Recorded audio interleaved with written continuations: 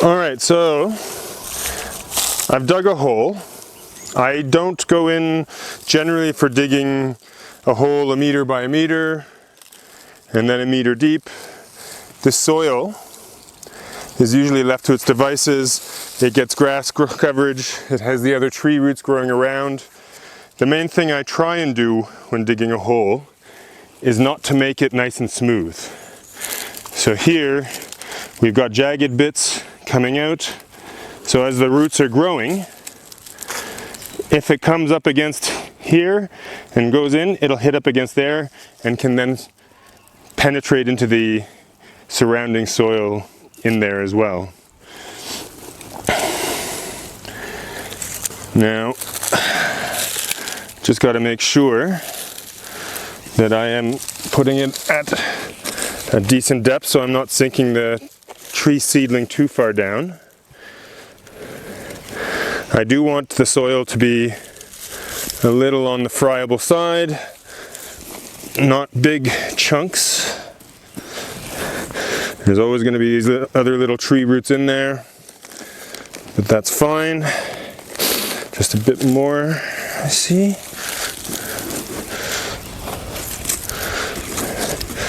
For the bed for it to sit on.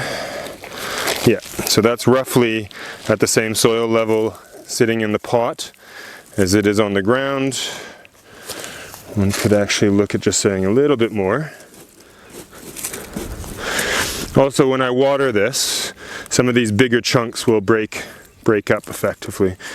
So that way the root ball will be surrounded by soil. There shouldn't be any large air pockets in it.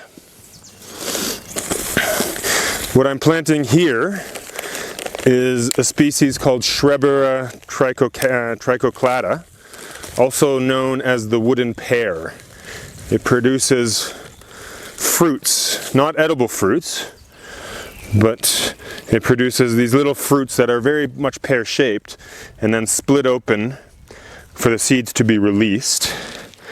A fairly nice tree, small flowers, we won't really notice the flowers, but I'm looking more at introducing variety into the woodland here, more so than I am trying to worry too much about ornamentation effectively. So then again, I want to try and break up some of these larger soil pieces around the base. Doesn't have to be broken right all the way to being a nice smooth tilth just yet. Working that around the base of the plant, breaking up the largest ones.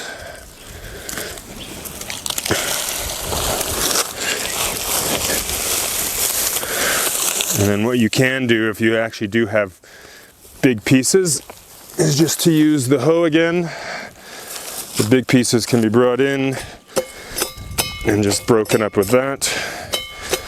This is quite good soil. They stick together, but they can be broken up by hand if need be.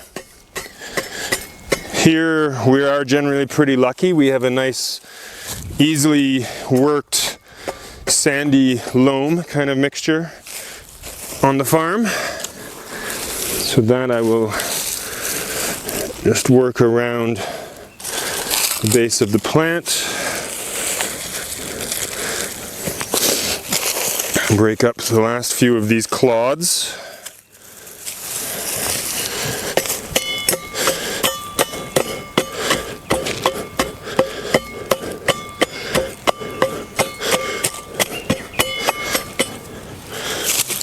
And then that can just be worked around the base of the plant. I don't want to bury it deep. I want to keep the same soil level that the seedling is at initially.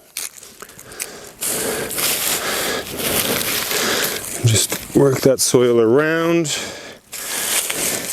And then what I'll probably do, or what I will do, I won't say probably, is I'll just move some of the grasses away and then just pull up some of the surrounding soil to give myself a little bit of an edge. So when it comes to watering, and we water the plant, we can water inside this edge and then let that water soak down so it permeates down around the base of the seedling, down beyond it, so it forces the seedling to grow its roots further down.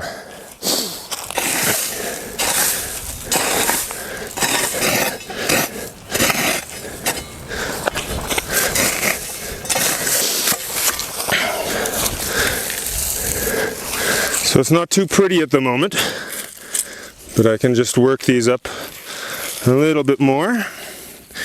This also provides us with the ability to easily see where the seedlings are. So when we are watering, we know exactly where we need to come and give water.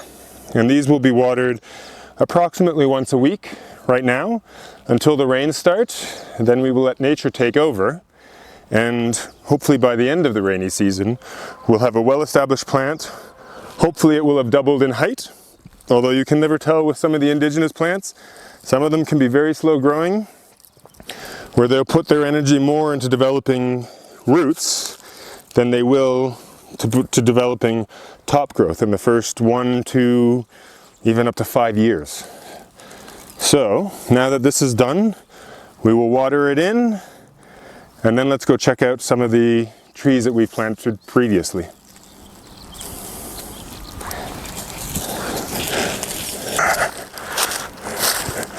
Ready? Yeah.